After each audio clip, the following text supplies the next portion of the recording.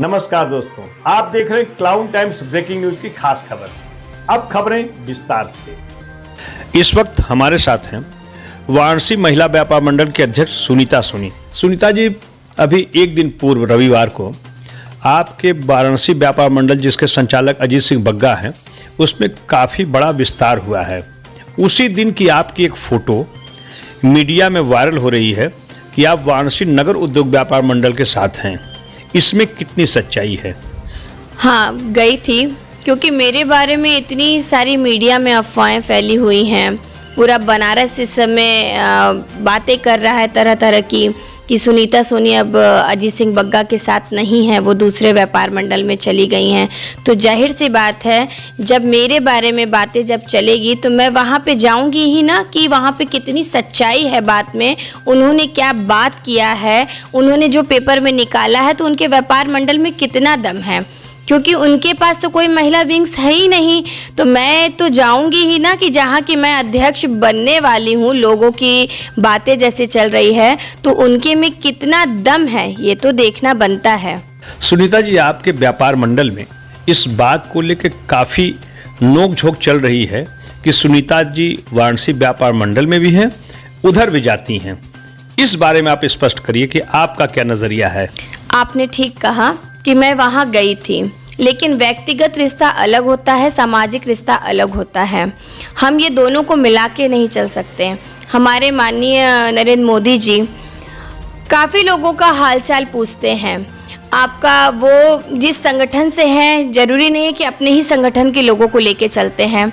समाजवादी हैं, आपका अपना दल है, कितने यहाँ पे नेता लोग हैं, लेकिन अगर कहीं कोई बीमार है, कहीं कोई किसी की हालत ख़राब है, तो वो उनके घर भी जाते हैं, उनका हालचाल भी पूछते हैं। और समय पड़ने पे पूरी बीजेपी खड़ी थी हमारे मुलायम सिंह के अंतिम संस्कार में। तो क्या वो उस पार्टी के हो गए?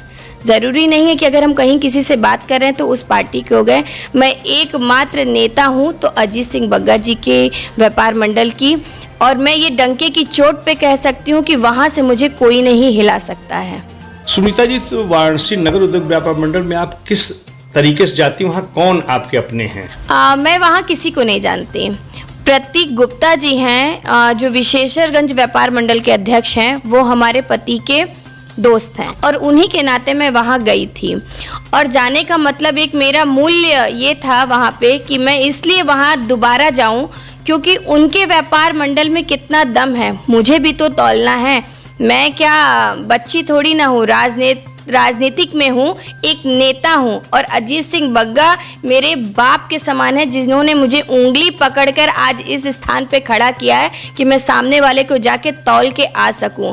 उन्होंने मुझे इतना भी नहीं समझा, वो सिर्फ अपनी बातें वहाँ रख रहे थे कि आप इस व्यापार मंडल में रहेंगी तो कहीं नहीं जाएंगी। हमारे भी व्यापार मंडल में कुछ मेरे मेंबर के पिताजी, चाचा जी अध्यक्ष हैं, तो कल को तो वो बोलेंगे अपने बाप को छोड़ दीजिए।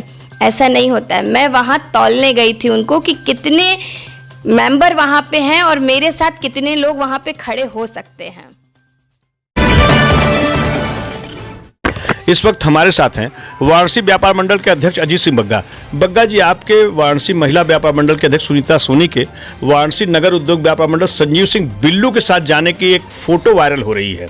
इस बारे में आप क्या कहना चाहेंगे? मेरा इस बारे में साफ तौर से कहना है कि अगर नगर उद्योग व्यापार मंडल हो, चाहे बनारस का कोई भी व्यापार मंडल हो, अजीत सिंह बग्गा का एक नियम रहा है, उसने अपनी यूनिवर्सिटी में लोगों को पैदा किया है पढ़ा के, और जाने के बाद उसको तोड़ के दोबारा रखा नहीं है। तो मेरे यहाँ ये नियम है। तो मैं सारे व्यापार मंडलों से अनुरोध करूँगा कि अगर कोई किसी के यहाँ से टूट के जाए तो उसको रखे ना। और जहाँ तक रह गई इनकी बात, ये मेरी शाखा की वाराणसी महिला के अध्यक्ष हैं और ये अभी भी मेरे साथ हैं, आगे भी मुझे विश्वास है मेरे साथ रहेंगी। और अगर किसी ने ये कहा कि नगर उद्योग में चले गए, तो मुझे नहीं लगता कि बिल्लू जी हमारे छोटे भाई की तरह, प्रतीक छोटे भाई की तरह, ये लोग इस तरह का काम करेंगे। और अगर उन्होंने ऐसा किया है, गई है, तो इसका प्रूफ, इसका बयान उनको ज़रूर देना चाहिए, ताकि कोई भी रहे, कहीं भी रहे, एक व्यापार मंडल में रहे जिसका मुझे कोई एतराज़ न हो। मैं दावे के साथ कह सकता हूँ कि बग्गा जी को किसी चीज का कोई फर्क नहीं पड़ता है। बग्गा जी ने तो कल विगत दिन बीते एक साथ 5 शाखाओं की घोषणा की है। आज पूरे पूर्वांचल नहीं, पूरे प्रदेश में नहीं, कई प्रदेशों में बग्गा जी की 18 शाखाएं हैं। अभी किसी व्यापार मंडल में इतनी बड़ी शाखाएं नहीं है। और महिला विंग की 6 शाखाएं, युवा की 3 है, न्याय मंच है, उपभोक्ता मंच है, उड़ाका दल है, अल्पसंख्यक है।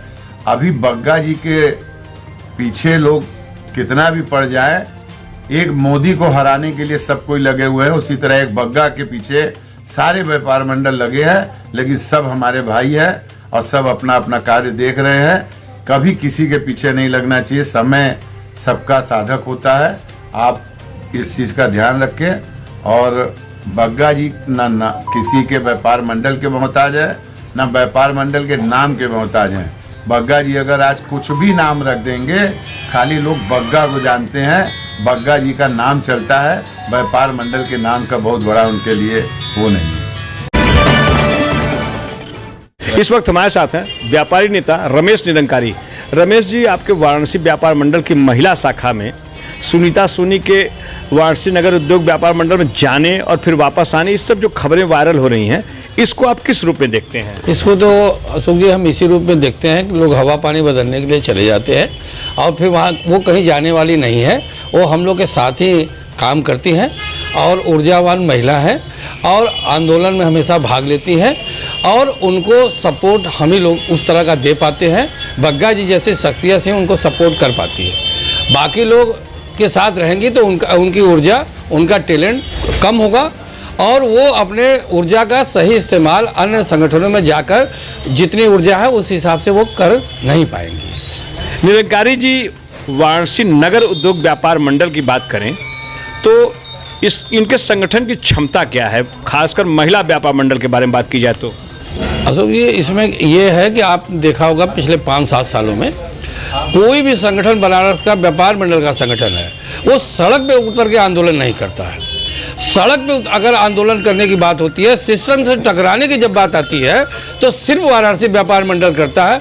अन्यथा सभी संगठन अपना सेमिनार करते हैं, सम्मेलन करते हैं और पत्रकार वार्ता करते हैं, प्रेस रिलीज जारी करते हैं, लेकिन सड़क पर उतर के आंदोलन करने की स्थिति में कोई भी संगठन के पास या तो संख्या बल नहीं है, या उनके अंदर जज्बा नहीं है, या तो उनके अंदर उत्साह नहीं है।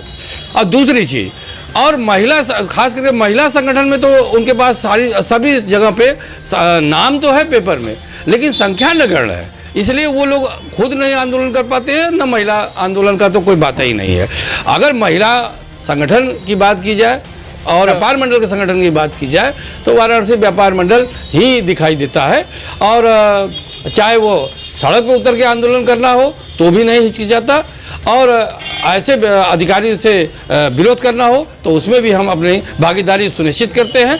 और सरकार के जितने भी व्यापारिक हित के कामों में भी हम हमेशा उनके साथ रहते हैं। लेकिन जो अगर विरोध, अगर व्यापारिक हित की बात जहां नहीं होती है, उनका विरोध हम सड़क पर उतर के करते हैं। इसके पहले आपने सभी आंदोलन में देखा होगा, और लेटेस्ट जीएसटी के आंदोलन में आपने देखा कि पूरे प्रदेश में जिस तरह से छापेमारी शुरू की गई थी, अब व्यापारी एकदम से त्रस्त पहले से था, अब त्रस्त हो गया और हमने तुरंत आंदोलन किया और उसकी सुनवाई सरकार ने भी की कि व्यापारियों की पीड़ा को हमने वहां तक पहुंचाया और उस पर तुरंत हमारे आदरणीय मुख्यमंत्री जी ने उस पीड़ा को समझते हुए उस आंदोलन को जो है सम्मान किया और उन्होंने पूरे प्रदेश में उस तरह की छापेमारी का उन्होंने तत्काल रोक लगा दी। तो ये इसके लिए हमारे व्यापारी नेता भी और हमारे मुख्यमंत्री जी भी बधाई के पात्र हैं कि उन्होंने इस तरह की चीज़ों को, जो अधिकारियों ने उनको बरगला के इस तरह का काम किया, उसका उन्होंने समझा और व्यापारियों को पीड़ा को देखते हुए उसको खत्म किया। क्लाउन टाइम्स यूट्यूब चैनल की खबरों को आगे भी देखने के लिए चैनल को लाइक करें, सब्सक्राइब करें, बेल आइकन को प्रेस जरूर करें। क्लाउन टाइम्स की खबरों को फेसबुक पेज पर देखने के लिए पेज को लाइक जरूर करें।